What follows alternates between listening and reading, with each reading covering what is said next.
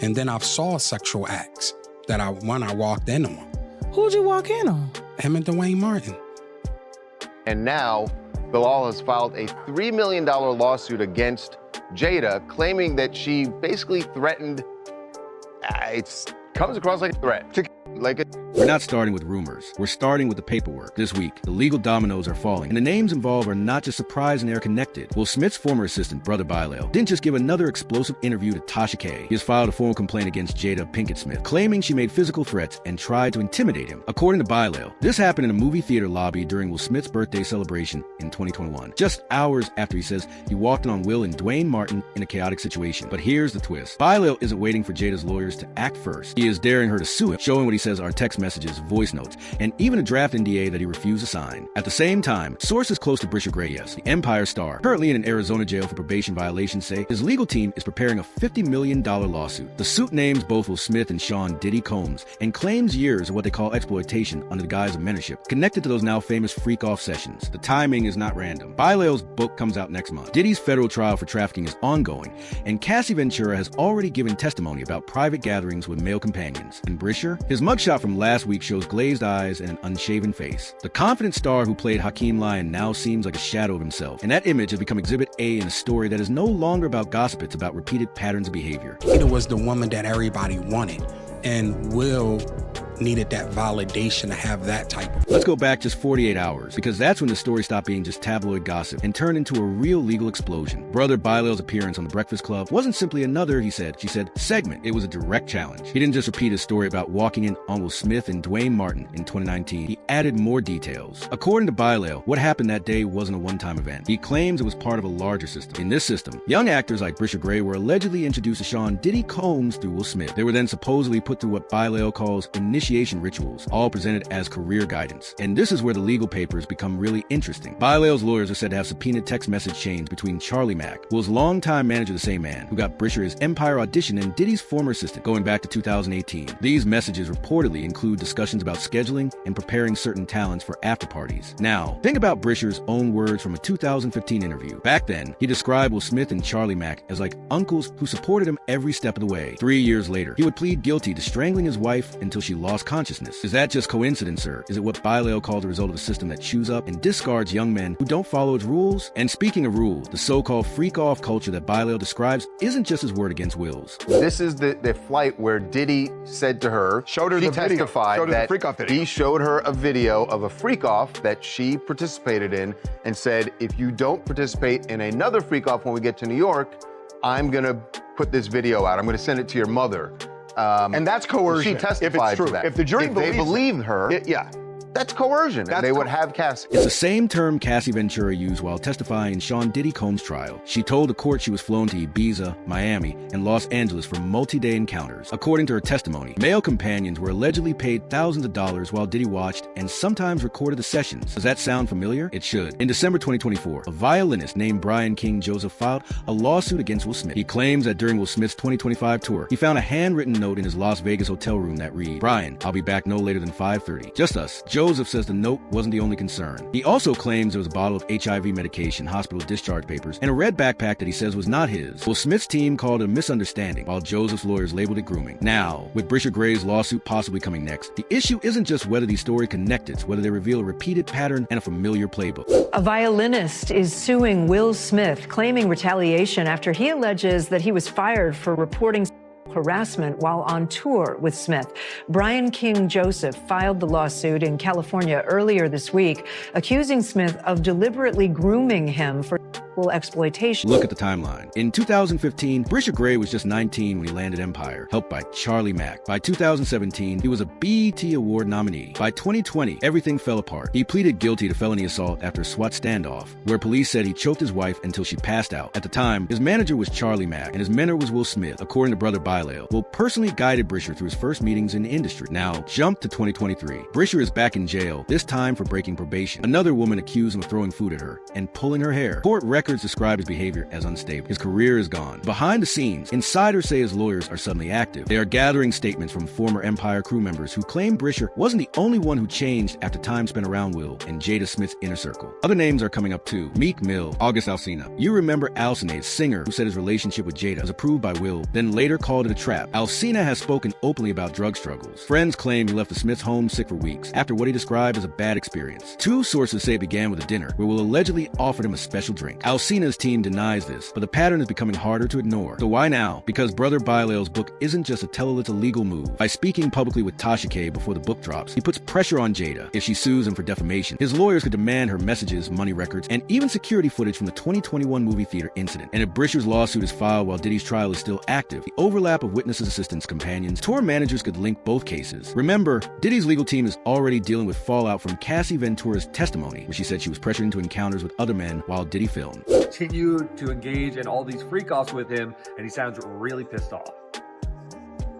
Hey, I really don't know what's going on with you, but I just want to just give you a heads up that I'm about to really disappear on you. You feel me? I'm not going to be playing these games with you at all, at all. So I don't know, you think you silent treating me, and you think I'm going to be, nah. You'll have a rude awakening. If Bryshere Gray's legal team can connect Will Smith to those same private gatherings, damage won't stop at reputation. It could become criminal. Brother Bilal claims he has recordings, not just his own experiences, but of conversations between Will Smith and Sean Diddy Combs discussing who would be next. Whether those recordings exist or can be used in court is unclear, but Bilal openly daring Jada Pinkett Smith to sue him suggests he believes his evidence is solid. Zooming out, this story is bigger than Will, Diddy, or Bryshere. It points to a system that draws in young men actors, rappers, musicians with promises of guidance and fast success, and allegedly asks for a price in return. Actor Terrence Howard once called it losing your man card. That sounds extreme until you look at the names involved. Usher lived with Diddy at 14 and later described it as wild. Justin Bieber joked at 16 on Jimmy Kimmel about things he did with Big Brother Puff that weren't for everyone. Bryshere Gray went from Empire star to repeated arrests. And now Brian King Joseph, trained violinist, says he was removed from Smith's tour after reporting a handwritten note found in his hotel room. Put together, these stories suggest a pattern that's becoming harder to ignore. Being fired or getting blamed or shamed or threatened or anything like that simply for reporting misconduct or safety threats at work is not okay. The common thread is clear. They were all young. They were all vulnerable. And in one way or another, they all ended up damaged. That brings us back to Brother Bilal's latest move. When he spoke with Tasha K, he said Will Smith is comfortable with others being intimate with Jada when he is present. But when he is not there, Bilal claims that insecurity takes over. He wasn't just talking about a marriage. He was describing a system, one where boundaries shift, initiation is expected, and saying no comes with real consequences, both personal and professional. Remember Bilal's claim that Will once beat Jada so badly she needed reconstructive surgery after he allegedly caught her with Mark Anthony. The Smiths representatives called that claim ridiculous. But it's worth noting that in 2011, In Touch Weekly reported that Will walked in on Jada and Mark Anthony at their family home. At the time, everyone denied it. Years later, Mark Anthony himself admitted on Nightline that something did happen, even if it wasn't exactly what the tabloids reported. You need to find a way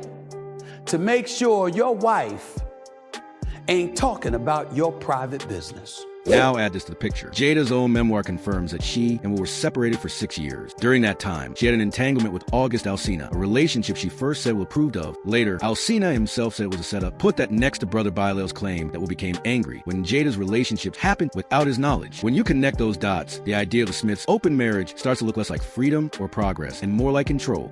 So he put his hands on females, put his hands on producers, executives. That's just his. I guess that's what the whole name Bad Boy comes from. That people don't really understand. What is it? What is a bad boy? Why did he choose that name? Like he never really gave a clear definition of how he feels about that. But this is where the story turns even darker. Brother Bilal is telling the truth. If Will Smith's anger was not about cheating, but about losing control, then what does that mean for the young men he mentored? Bryshere Gray didn't just stumble. He collapsed. From Empire star to jail time, from guidance to mugshots, his fall looks a lot like others who passed through the same circle. Now, with Bryshere's lawsuit said to be coming soon, focus shifts. It's no longer just about what Will or Diddy did. It's about who helped them, who stayed quiet, who signed checks, booked flights, and made sure the NDAs were locked tight. One name that keeps coming up is Charlie Mack, another other is Andrea Gray, Bryshere's mother. Bilal claims Andrea offered her own son to Will Smith and Sean Diddy Combs in exchange for access in industry. Andrea has denied this, calling Bilal a liar, but court records show she did not step in when Bryshere choked his wife unconscious in 2020. Multiple sources also say she attended parties where Bilal claims things went too far. In a 2022 interview, she called her son's downfall a setup, but never said by whom. So where does this leave us? A former assistant daring a lawsuit, a former protege preparing one, a music mogul already convicted of transporting people for illegal encounters, and a powerful Hollywood couple whose open marriage now looks more like a cover story. The pieces are in place, the lawsuits are coming, and the question no one is asking yet is this: what happens if the tapes really exist? Because if Bilal is right, if Bryshere's team has proof, and if even some of these claims hold up in court, this isn't just about scandals. It's about an industry where fame comes at a cost, and that cost is silence. And right now, that silence is starting to break. They've been afraid of coming forward. They've been afraid of what he could potentially do to them within the industry, what he could do to them professionally, maybe even personally. And so, yes, it's been a dark secret they've held on to for a very, very long time. For every Brother Bilal or Bryshere who is willing to speak out, how many stayed silent? How many young men walked into Will Smith's home, Diddy's parties, or Charlie Mack's so-called opportunities and walked out with careers, but no voice? If the past week has taught us anything, it's this: stories don't matter unless they can be proven. And now, the proving has begun. Bilal's legal filings are on the table. Bryshere's lawsuit is waiting in the wing. Diddy's trial is still unfolding. This is only the beginning. The real question is who speaks next and what they will say when they do. Because in Hollywood, secrets don't stay buried forever. They just wait for the right moment to come back up. And right now, the digging has already started. If we're talking about a system, we have to talk about the fixer, the people who kept things moving, signed the checks, and made sure the right people stayed quiet. That brings us to Charlie Mack. He isn't just Will Smith's longtime friend. He's a powerful figure who helped build career, including Bryshere Gray's. Charlie Mack didn't just help Bryshere land his Empire audition. In a 2015 interview, Bryshere said Mack guided him through every step from sending in the video to getting the final callback with Lee Daniels. But here's the part that matters most. Multiple sources say Mack was also the one who introduced Bryshere to Sean Diddy Combs at a private gathering in 2016. The same Diddy who, just months later, allegedly invited Bryshere to the freak-off sessions Brother Bilal has described. And that connection may be where this entire story truly begins. He was responsible for Diddy's day-to-day life, so he is able to provide a lot of information about what that life was like. He goes into detail on extensive. Now connect us to Terrence Howard's explosive claim about his own moment with Sean Diddy Combs. Howard said Diddy tried to cross a line while pretending it was part of an acting lesson. Howard says he shut it down by threatening violence. His exact words were clear: if you challenge a real man's masculinity, you should expect a real reaction. So when Bryshere Gray, a young man with no real protection in the industry, was brought into that same circle, what choice did he truly have? And what did Charlie Mack gain in return? Remember, Mack has been Will Smith's right hand since the Fresh Prince days. He helped Jamie Foxx get onto his first set. And according to 3 former Bad Boy Records employees, he also helped connect Diddy's inner circle with Will's proteges. Is that a coincidence or a pipeline? Now let's talk about the mothers. If Charlie Mack was a gatekeeper, then Andrea Gray, Bryshere's mother, may have played another key role. She has a long and complicated past convicted felon turned informant who calls herself a street legend. She has also turned her son's pain into attention, a platform, and a book deal. Singer and industry whistleblower Jaguar Wright has made a serious claim. She says Andrea didn't just know about the alleged abuse, she helped make it happen. Wright's exact accusation was that Andrea pimped her bipolar son to Will Smith and Diddy for fame and access. Andrea has denied this. Bryshere's mental health struggles are well known. His arrests, probation violations, and erratic behavior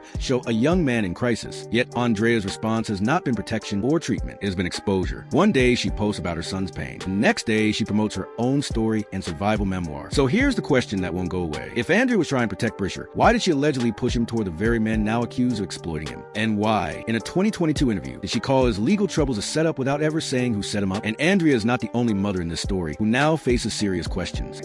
I'm going on a book tour this fall for my new memoir, Worthy. This was a labor of love.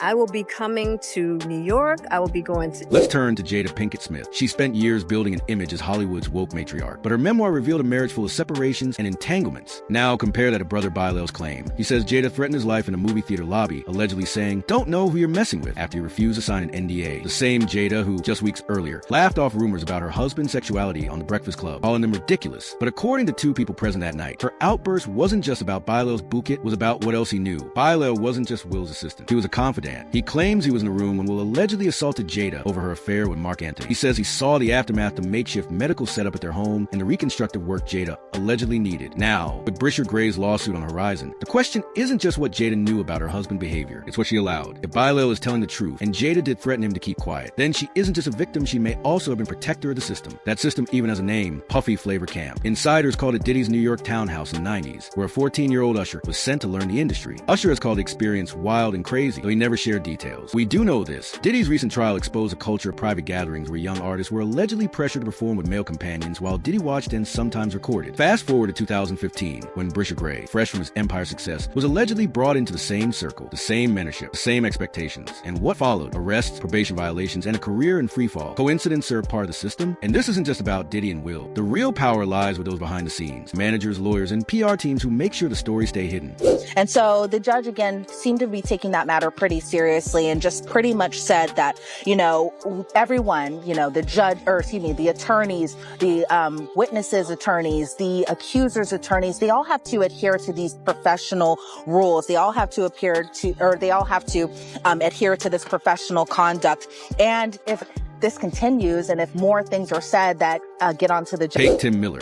Will Smith's tour manager, Brian King Joseph, says Miller shamed and fired him after he reported that strange note found in his hotel room. Miller is still working for Will's company. Then consider the settlements. Cassie Ventura reportedly received millions. If Bryshere Gray's lawsuit succeeds, his payout could be even higher. And yet, none of these payments ever become public. They all come with strict NDAs. So when Brother Bilal says he has tapes not just of his own experiences, but Will Smith and Sean Diddy Combs discussing who to bring in next, we have to wonder how many other recordings exist and who is keeping them. This leads to the most chilling connection, Justin Bieber. If we're talking about young men being groomed under the guise of mentorship, Diddy's history with Bieber can't be ignored. Remember the 2011 Jimmy Kimmel clip where 16-year-old Bieber joked about things he did with Big Brother Puff that aren't for everybody? Or the resurfaced 2009 video where Diddy shows Bieber Lamborghini and says, "You'll get the keys when you're 18, then adds, "You'll get the mansion too." The camera cuts away as Bieber laughs, but the message is clear. This isn't just a gift, it's a transaction. Fast forward to 2023. Bieber, now an adult with his own struggles, has never publicly addressed those 2 days with Diddy. But insiders say he is one of the reasons Diddy's legal team is worried about what could come out during the sentencing phase.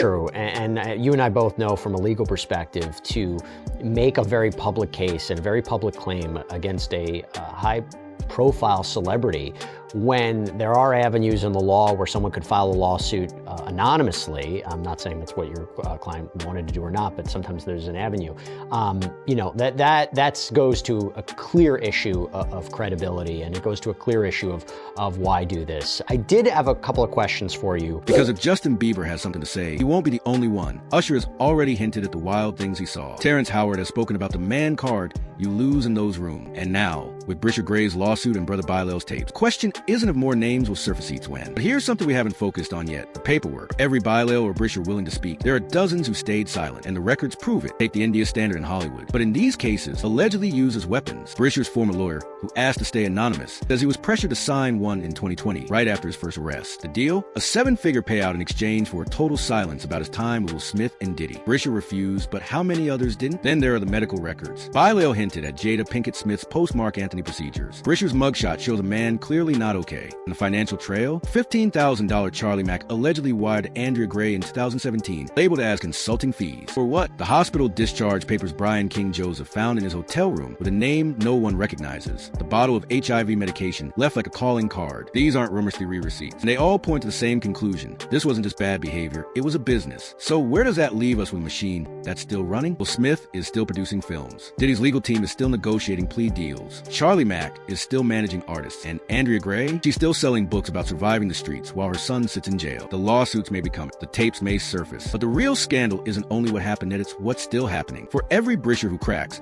another young star signs an NDA. For every Bilal who speaks out, a team of lawyers is ready to bury the story. And for every freak-off session exposed, there are 10 more happening behind closed doors tonight. Now, here's the question no one is asking. If this is how the powerful play, who's next to get caught in the gears? And when the tapes drop, when the lawsuits go public, anyone in Hollywood be surprised, or is this just the cost of doing business in a town built on secrets? Let us know what you think in the comments. Don't forget to like, subscribe, and hit the bell, because this story is far from over. Stay curious, stay skeptical, and as always, we'll see you in the next one.